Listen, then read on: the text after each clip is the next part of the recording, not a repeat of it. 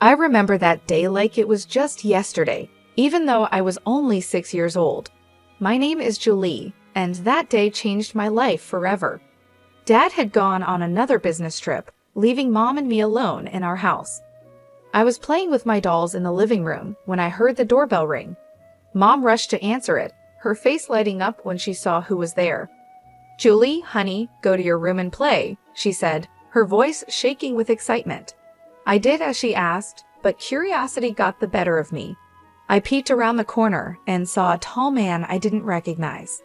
Mom was quickly packing clothes into a suitcase, moving faster than I had ever seen her move before. Mom zipped up her suitcase and headed for the door. I stepped out from where I was hiding, feeling confused and scared. "Mommy, where are you going?" I asked. "I have to go away for a while, sweetie," she said, not quite looking me in the eyes. "Be a good girl for Daddy, okay?" And just like that, she was gone. No hug, no kiss goodbye, just the sound of a car engine starting and fading away. I stood there, staring at the closed door, waiting for her to come back, but she didn't. The house felt bigger and emptier than ever before. As night came, I grew more scared. I tried to turn on the lights, but I was too short to reach the switches. The darkness seemed to close in around me, and I started to cry. "Mommy, Daddy," I called out over and over, but no one came. I don't know how many days passed. I was hungry and thirsty, and the dark felt alive with monsters waiting to get me. I cried until I had no tears left, then huddled in a corner, shaking with fear. Finally, I heard voices outside. Our neighbor, Mrs. Jeremy, was talking to someone. "I've been hearing a child crying for days," she said. "I'm worried something might have happened." The door burst open, and suddenly the house was full of people, policemen, neighbors, and finally my dad. "Jen," he cried, scooping me up in his arms. "Oh God, Julie, I'm so sorry." I held onto him tightly, crying with relief. Over his shoulder, I saw a policeman holding a piece of paper. "Mr. James," the policeman said seriously, "I think you should read this." Dad gently set me down and took the note. As he read it, his face fell. He suddenly looked much older, like years had passed in just a few moments. "She's gone," he whispered. "Amy's gone. She left us." The next few weeks were a blur. Dad took time off work to stay with me. We had lots of visitors, relatives, friends, and a nice lady who Dad said was a child psychologist. "Jen has been through a traumatic experience," the psychologist explained to Dad. "It's normal for her to have some fears and anxieties after what happened." And boy, did I have fears. I couldn't sleep without a light on. The dark terrified me. I panicked whenever Dad had to leave, scared that he wouldn't come back either. The fear never really went away. It became part of who I was, just like my brown hair or green eyes. I became Julie James, the girl whose mother left her, the girl afraid of the dark, the girl always worried about being abandoned. As days turned into weeks and weeks into months, life started to feel normal again, but a new kind of normal. Dad and I became a team of two, figuring out how to live in this new world without Mom. He learned to braid my hair. He wasn't very good at first, but he got better with practice. And I learned how to make his coffee just the way he liked it. Then everything changed when Dad met Lauren. I was 8 years old when he introduced me to her. Lauren had kind eyes and a warm smile that made me feel comfortable right away. Over the next few weeks, Lauren became a regular part of our lives.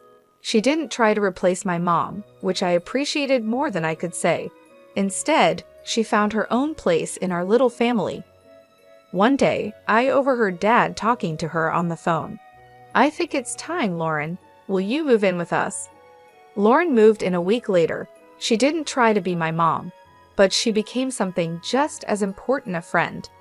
She helped me with my homework, braided my hair much better than Dad ever could, and always made sure there was a nightlight in my room. As the years passed, other things changed too. Dad's company became successful, and suddenly we were moving to a big new house in a fancy neighborhood. I got my own room with a walk-in closet and a view of the backyard pool. But some things didn't change. I still slept with a nightlight. I still worried every time Dad went on a business trip, and sometimes late at night, I'd see him looking at old photos of Mom. My 11th birthday started like any other day. I woke up to the smell of pancakes, Lauren's special birthday treat for me. Dad was home from work, and we were planning a small party later. Everything seemed perfect. Then the doorbell rang.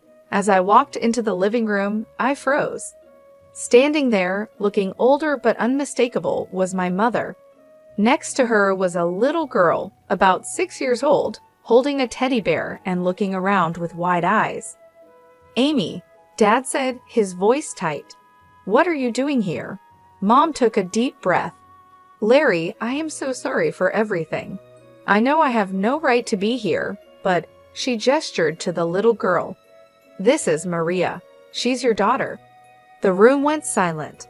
I felt like I couldn't breathe. Dad's face showed a mix of emotions: shock, anger, disbelief, and then something else. "My daughter?" he repeated. Mom nodded. "I was pregnant when I left. I didn't know then. I swear, Larry, I've made so many mistakes. I'm not asking you to forgive me, but Maria, she deserves to know her father." I watched as Dad knelt down to the little girl's level. "Hi, Maria," he said softly. "I'm your dad." Maria looked up at him shyly. "Hi," she whispered. As Dad talked to Maria, I noticed Lauren standing in the doorway, her face pale. She turned and walked away quickly. I wanted to follow her, but I felt stuck, unable to move.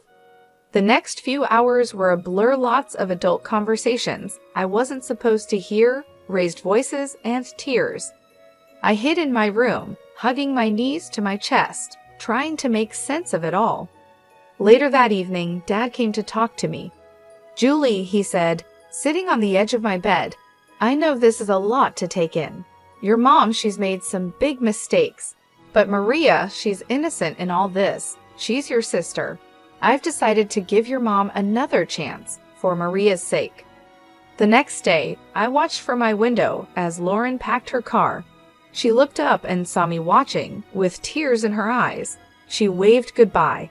I waved back, feeling like a part of me was leaving with her. Mom and Maria moved in that same day. Maria took the guest room, and Mom took her old place in Dad's room. It felt wrong, like she was erasing the last 6 years as if they never happened. The years that followed were complicated. Mom was back, but it wasn't the happy family reunion I had hoped for. When I was younger, I might have dreamed about having a close relationship with my mom, but it never really happened. She adored Maria, giving her all the attention and love. But with me, there was always a distance, a feeling of awkwardness that never went away. Maria was just a kid. She didn't ask to be part of this complicated situation. I tried not to be resentful, but it was tough, especially when I saw how easily she fit into Mom and Dad's life in a way I never seemed to. By the time I turned 19, I was more than ready to leave for college. I decided to study zoology because animals were always easier for me to understand than people. They didn't judge, they didn't have complicated emotions, and they didn't come with messy family histories, they just were. The day I left for college was bittersweet. Dad hugged me tightly, his eyes misty. "I'm so proud of you, Julie," he said. "You're going to do great things." Mom gave me an awkward pat on the shoulder and said, "Good luck," but her smile didn't quite reach her eyes. Maria, now 14, rolled her eyes and muttered, "Finally, I get my own room." I pretended not to hear her and focused on Dad's warm embrace. College was a relief. For the first time, I was away from the tension at home and the constant reminder of my complicated family situation. I threw myself into my studies, finding peace in the world of animals and nature. But even though I did well in school, I struggled socially. Years of feeling like an outsider in my own family had left a mark. I was quiet, reserved, and always afraid of getting too close to people. What if they left, like Mom had? What if they replaced me, like Maria seemed to have done? Instead, I found comfort at the small zoo on campus, where I volunteered in my spare time, caring for the animals. There was a particularly grumpy old llama named Larry who became my favorite. He didn't like most people, but he seemed to tolerate me. The years at college went by quickly, and before I knew it, I was graduating. As I stood in my cap and gown, diploma in hand, I scanned the crowd. Dad was there, beaming with pride. Mom and Maria were there too, clapping politely. "Congratulations, Julie," Mom said stiffly. "Your father and I have been talking, and, well, we think it's time you started looking for your own place. You know, spread your wings." I felt like I had been punched in the stomach. I looked at Dad, hoping he would disagree with Mom, but he just looked away, his face full of pain. "Right," I said, trying to keep my voice steady. "Of course, I'll start looking right away." The days after my graduation were tense. I was back in my childhood home, but it didn't feel welcoming at all. Dad tried his best to make me feel comfortable, but Mom and Maria made it clear that I was not wanted there. "Julie, have you started looking for jobs yet?" Mom would ask during breakfast, her tone pretending to be sweet. "You know, it's important to get your foot in the door early," Maria would add, with a smirk. "Yeah, and maybe you could find your own place too. It's getting kind of cramped around here." Nights were the hardest. I still needed my nightlight to sleep, something Maria didn't miss. One evening, as I was getting ready for bed, she barged into my room. "Seriously?" she scoffed, pointing at my nightlight. "You're 23, and you still need that? No wonder you don't have any friends." I felt my cheeks burn with shame. "Leave me alone, Maria," I muttered, but she wasn't finished. The next day at dinner, she brought it up again, this time in front of everyone. "Hey, Mom, Dad," she said, her voice dripping with fake concern. "Don't you think Julie should see a therapist or something? I mean, she's an adult who's afraid of the dark and can't make friends. That's not normal, right?" Something inside me snapped. Years of bottled-up hurt and anger burst out. "You want to know why I'm like this, Maria?" I said, my voice shaking. "It's because when I was 6, my mother left me alone in a dark, empty house for days. Do you have any idea what that does to a child?" The table went silent. Dad stared down at his plate, his face full of guilt and pain. Mom's eyes widened in shock, and then quickly filled with tears. "How dare you?" she cried, her voice rising dramatically. "How can you be so cruel and vindictive? I've tried so hard to make amends, to be a family again, and this is how you repay me?" As Mom continued her tearful rant and Maria smirked triumphantly, I realized something: I couldn't live here anymore. This wasn't my home, and these people, they weren't my family, not really. From that day on, I threw myself into job hunting with new determination. Finally, a glimmer of hope, I had an interview scheduled at a small wildlife rehabilitation center. It wasn't glamorous, but it was a start. I left the house that morning feeling cautiously optimistic. But when I arrived, I found a hastily scribbled note on the door. "Interviews canceled due to unforeseen circumstances. We apologize for the inconvenience." Disappointed, I headed home earlier than expected. I unlocked the front door and heard voices coming from the living room, Mom and Maria deep in conversation. I was about to let them know I was home when I heard my name. If Julie wasn't around at all, Maria was saying, I mean, it's not fair that she gets any of Dad's money. She's not even really part of this family. "I know, sweetie," Mom replied in a calming voice, "but we have to be patient. Once she moves out, it'll be easier to convince your father to change his will. We just need to keep pushing her to leave." It felt like a bucket of ice water had been poured over me. They didn't just want me out of the house, they wanted me out of the family entirely. And they were after my inheritance too. I sat on my bed, my mind racing. What should I do? Should I tell Dad? But would he believe me over Mom and Maria? He had forgiven Mom for leaving us before, and he loved them both. Maybe he'd take their side. My first bit of luck came when I saw a job posting for the Oklahoma City Zoo. They needed a zoologist to help with their wildlife rehabilitation program. It wasn't a fancy job, but it was exactly what I had been trained for. I sent in my application right away, and to my surprise and happiness, I got called in for an interview.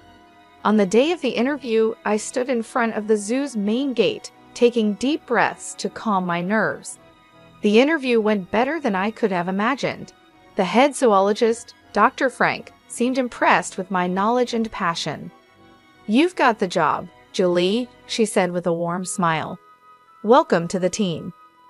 I could have cried with relief. Finally, something was going right. Working at the zoo was everything I'd hoped for and more.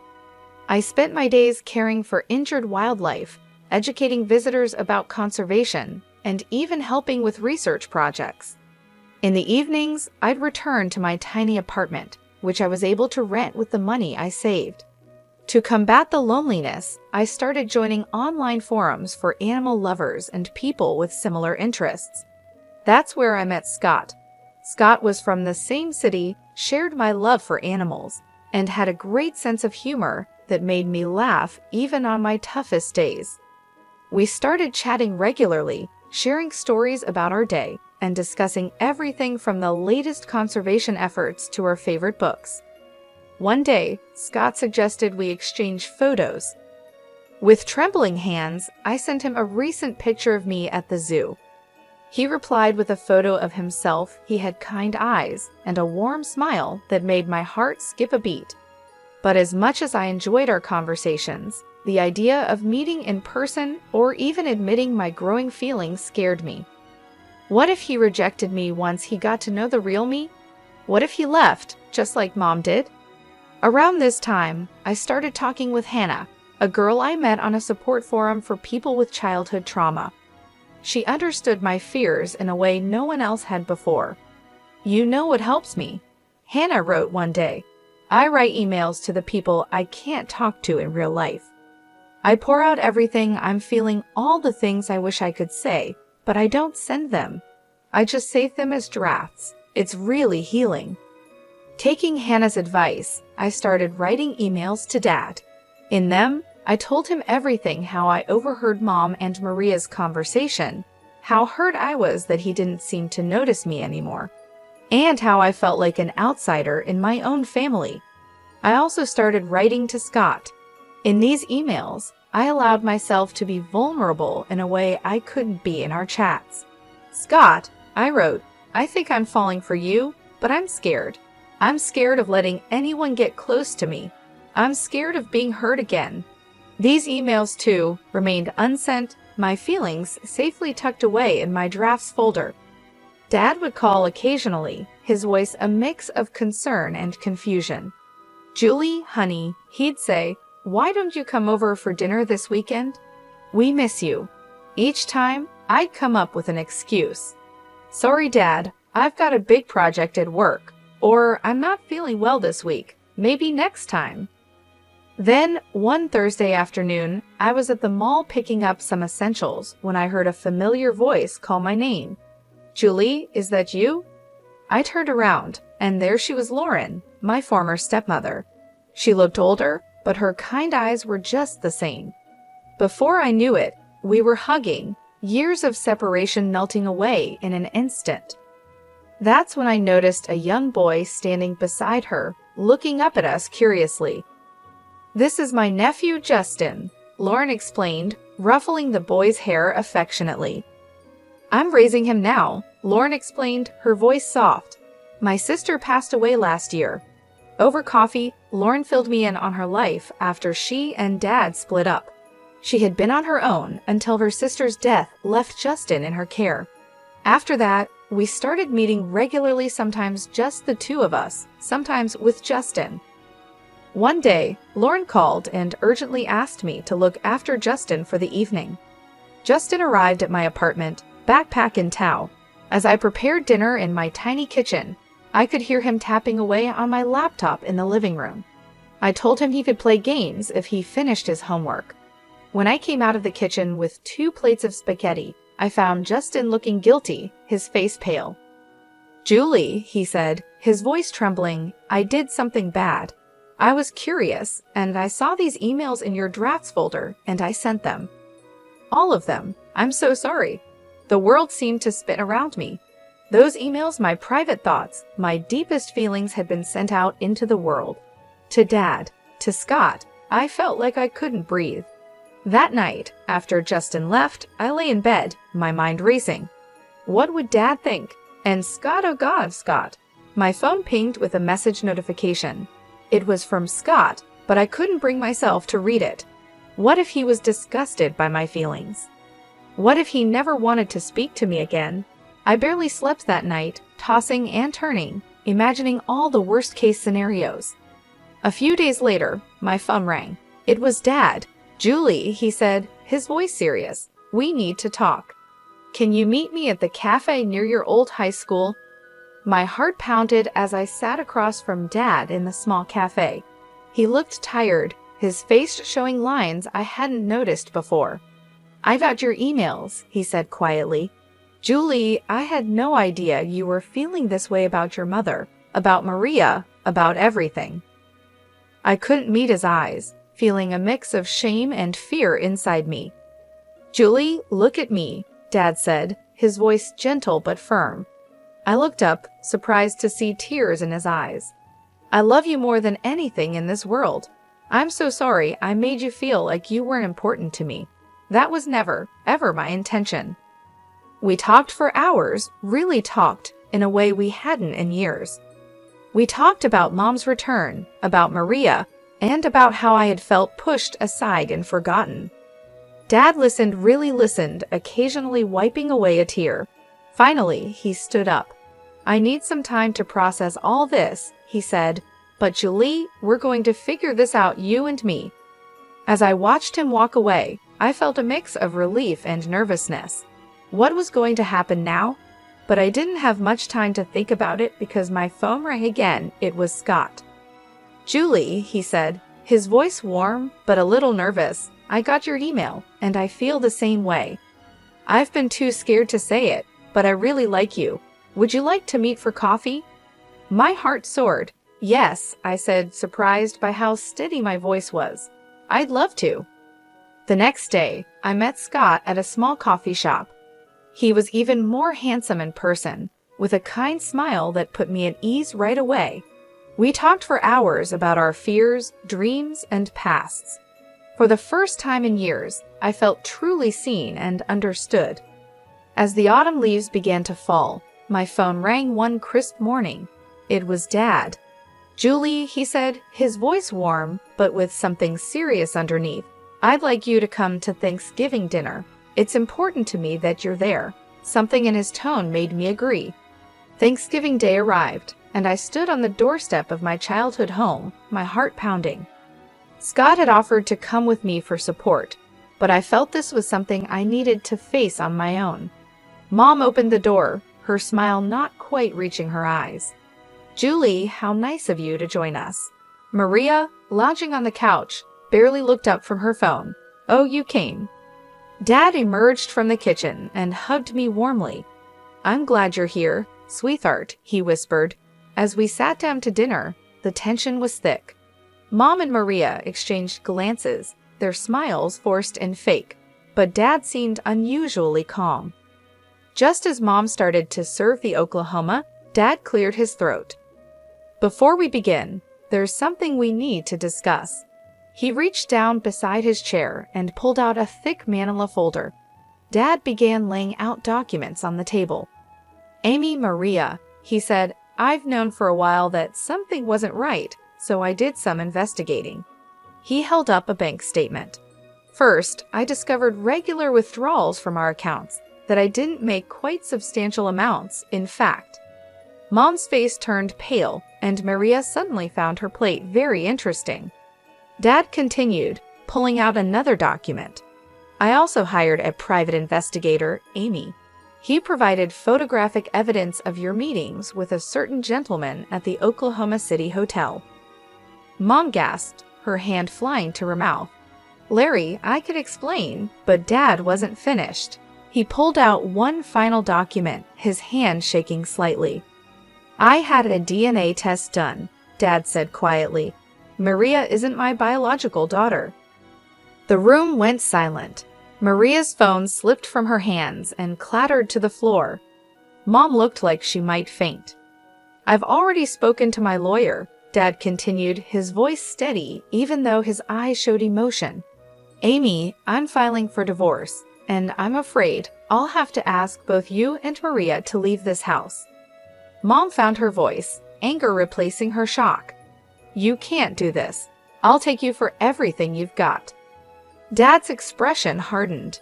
Actually, Amy, you won't.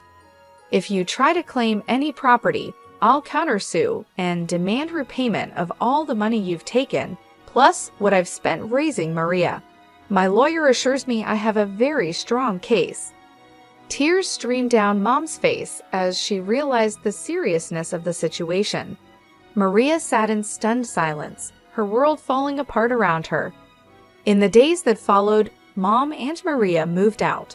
Dad and I began to rebuild our relationship, stronger than ever before. We started having weekly dinners, long talks, and even began planning a father-daughter road trip. One day over coffee, Dad hesitantly brought up Lauren. I've been thinking a lot about the past, he said, about the mistakes I made. I reached out to Lauren to apologize. We've been meeting for coffee, talking things through. I smiled, genuinely happy for him. That's wonderful, Dad. Lauren is an amazing woman. As for me, things with Scott were going better than I could have ever imagined. He was patient, kind, and understood my fears and insecurities. With his support, I was even starting to work through my issues in therapy.